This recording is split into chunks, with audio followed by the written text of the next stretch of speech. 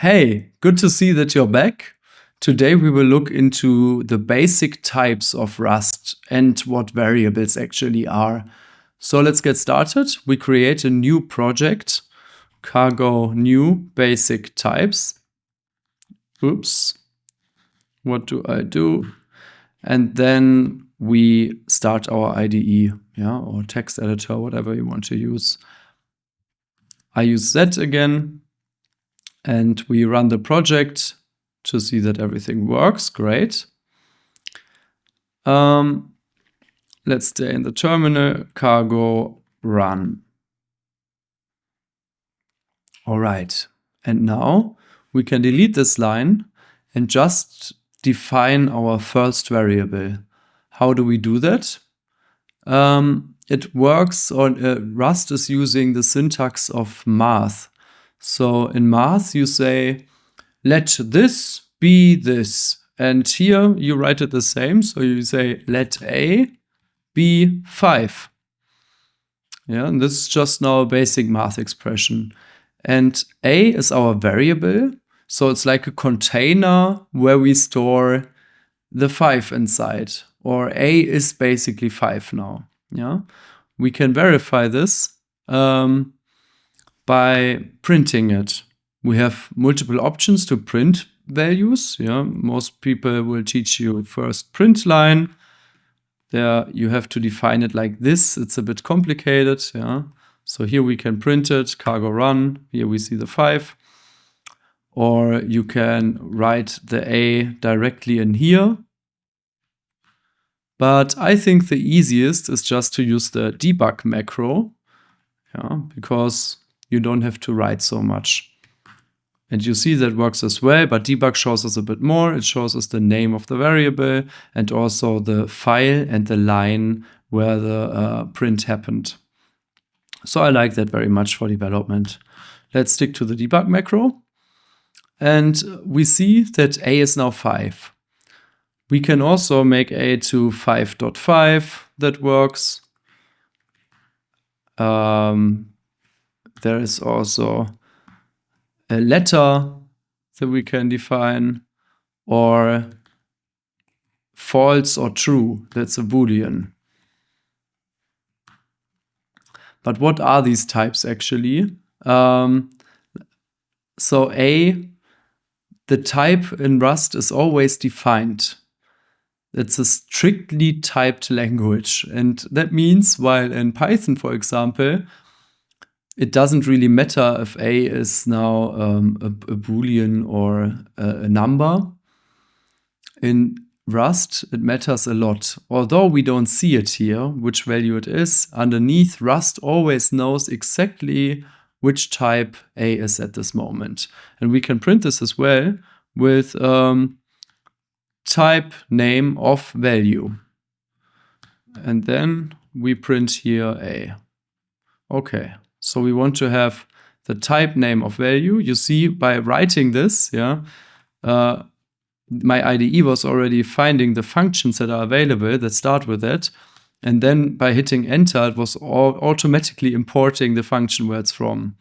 Yeah, just on the side. So now let's print this. And we see now A has the value bool. What is happening when we say it's 5? Then it's an I32. That means it's an integer. So integers, they cannot have decimal values after the comma. And if we put decimal values like this, 5.53, then it will be an F64. That's a floating point value. And we also had the character, right? Let's try to write a letter. And the letter will be type char. And the cool thing is, because Rust, or you don't have to define it, write it in the code. Most IDEs have a functionality to show you what you're dealing with at the moment, although you didn't have to write it. So in Z, that is here, and it's called Inlay Hints. In other IDEs, you just have to Google a bit where to activate Inlay Hints, or it's automatically activated. So let's activate Inlay Hints, and now you see Cool, we immediately see that A is of type character, and it's gray because it's not actually written down, it's just a hint. And if we change this to 0, you see it's I32, and if we change this to float, it's F64. So that works. Now, what else can we do? There is not only F64, or the reason why there's a number is that there is not only F64, there's also F32 and I16, I64, and so on. And this just means how large the storage is behind the number. So it changes how large the number can be. Let's test this first with an integer. So an integer I32 can be 1000. If we add more zeros, maybe at one point, it will automatically change. No, it just says it's out of range for an I32. Consider using the type I64 instead. And the error message even shows us what the range is. So an I32 can be maximum this number. So it's quite large. Yeah, that's why an I32 is the default, because for most situations, this number is enough. It's very large. Also, when we say cargo run, you will see the same error, a bit more beautiful. Huh? So how can we change the type? There are multiple options, but we could also write what is shown here explicitly. So we can write colon and then I64. And now it works. Great. Yeah, so now we can actually run it. It compiles and it shows the type name is now I64, and we can store this large number. And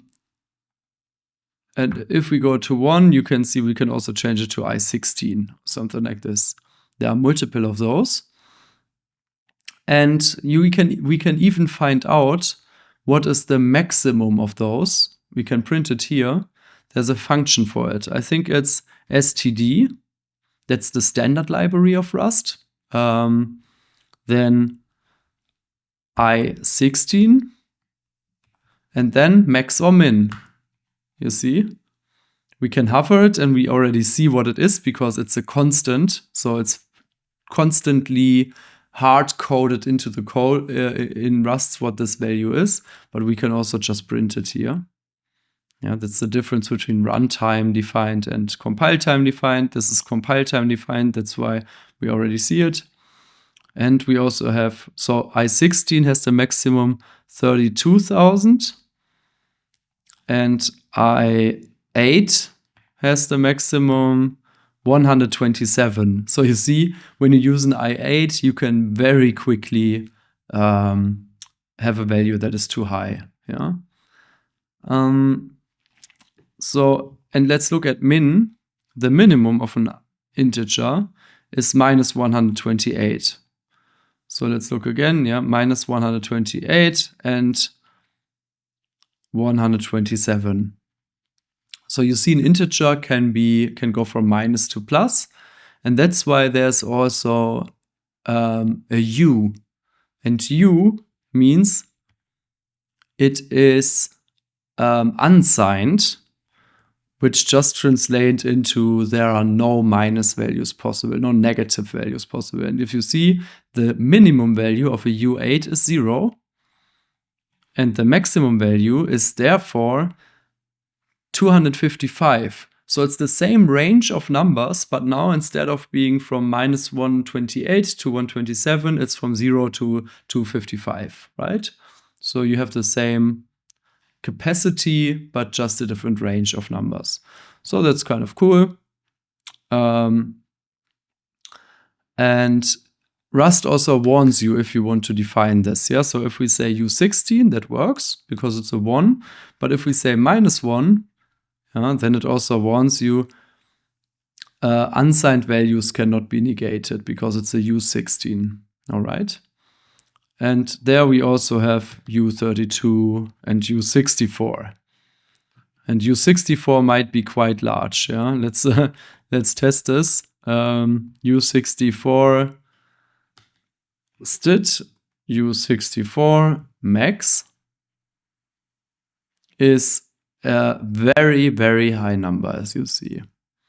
And is there even U128? Yes.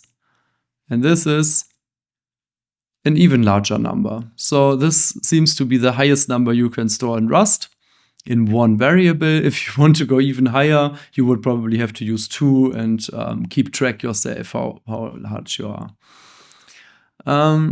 Yeah, but I never had to do this in my life, so you shouldn't either.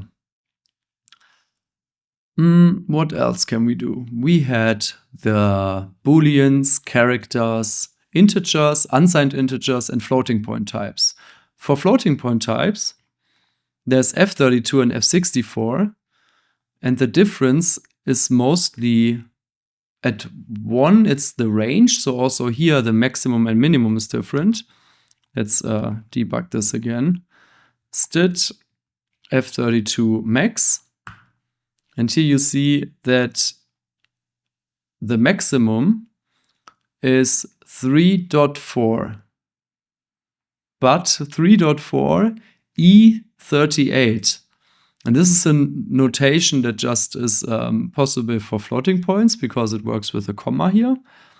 And E38 is a mathematical expression. It means times 10 to the power of 38, and that just says how many zeros you have to add here, or how many values you would move this comma to the right. So it's 38 values before the comma. So the number is 38 values long. That's a pretty big number. Let's look at F64.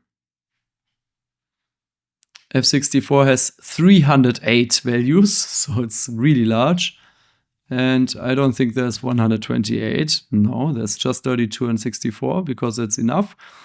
And the other difference is how many values you can put behind the comma. So how detailed the number is. And that's actually the main reason to use F64 instead of F32. So an F32 can have, let's look at it. What would be the right value to look at?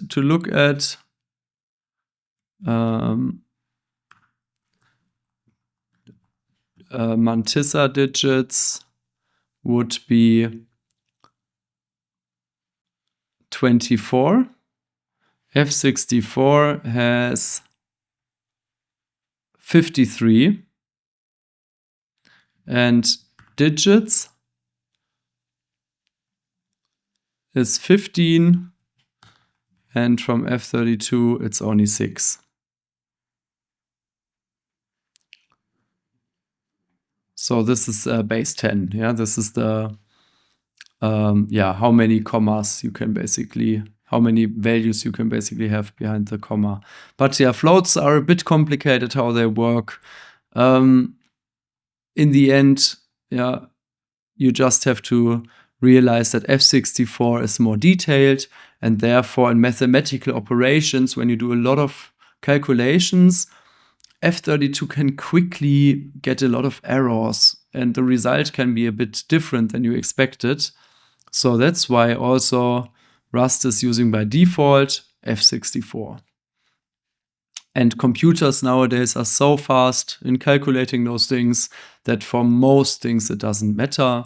But yeah, in audio is still mostly stored, for example, in F32, although I think in Ableton and those modern DAWs, the calculations are actually done in F64 internally because of those errors that happen, that get much worse when you do a lot of calculations. But then the output that you put into a file is always F32, or less in 16. In 16 is a normal WAV file. Yeah. What else can we do? The last thing I want to show you is how we can change values. And this is done. We could say, okay, we have the variable a here, And now we want A to be 5.0 instead of 0.0. And you see already, it doesn't work. What does Rust tell us? If you try to compile it, Rust is really good at telling you what you actually have to do. Very helpful. Very helpful. So here it says, cannot assign twice to immutable variable A. First assignment to A happens here. And this is the second assignment. Cannot assign twice to immutable variable. And it even tells you what you have to do to fix it. So it tells you in line 2, you will have to add this mute. And this makes the binding mutable. Okay, let's try this. And now you see it compiles. And then let's debug A. So it is actually used. Yeah, that's the yellow warning. And run it again, cargo run. And you see A is now 5. And before A was 0. I always use this play button because it's so convenient, but you can do cargo run or whatever you prefer. So now we see A was first 0 and then 5. And this is because we added this mute value. And that is one of the nicest things on Rust, because we have to be very explicit. We cannot just change things, and this makes it very safe. In C++, for example, you can change every variable. Yeah, it looks like this, for example, int a = 0, or let's use integers. Int a = 0, and then you have to write const, and only then you cannot change it. And that's a bit annoying because it's way better to have it the other way around. It's much more safer because you immediately see, oh, this is something that will change in the future. And if it's just there, you know it will never change. Yeah, but the other option you have, if you don't want to make it mutable, is just define it again. Yeah, that would be also a solution that works here. But then this is a new value, and this is not alive anymore. And the other thing, yeah, that you might want to do is adding something to it or changing the value. So here we can say A equals A plus 5. So now we want to add another number to it. And again, this doesn't work because cannot mutate immutable variable A. So we have to add a mute here. And now it works. And when we run it, it works perfectly fine. A = 0 and A = 5 at the next time. So that is so cool. Yeah, we cannot accidentally change a value. And this is, you might not understand it now, but the more you program, the more you will be happy that this is explicit and you have to write this keyword. I think that's enough for the first episode. The last bonus is that this is an expression that is a bit too long. It can be simplified. And this is where cargo Clippy can help. Clippy is coming, the word is coming from the old Windows tool that could help you, or that was an assistant inside of Windows, I think XP or something, of 95. And when we run cargo Clippy, it gives you, it gives you a little bit of help what you could do better about things that are not wrong. So you can leave it like this, but with Clippy, you can improve your code even more. So let's run cargo Clippy. And now you see, it warns you that you did a manual implementation of an assign operation. And the help is replace it with A plus = 5. Let's try this. A plus = 5. Run it. And we see it still works. But when we run cargo Clippy, now we don't get a warning anymore. Yeah. So it's recommended to use cargo Clippy to improve your code, to have a better style. and apply common recommendations. But obviously you don't have to. The other result here is perfectly fine, is absolutely correct, and it does not change anything in terms of safety. It's just code style, so to say. Yeah. Very nice that you were listening and watching. I hope you could follow a bit and you understand what integers are, what floating point values are, why we have variables, how we can change things in Rust, why they are constant by default, how you can find out what is a minimum and a maximum of a type, and what the type is. Yeah. See you next time.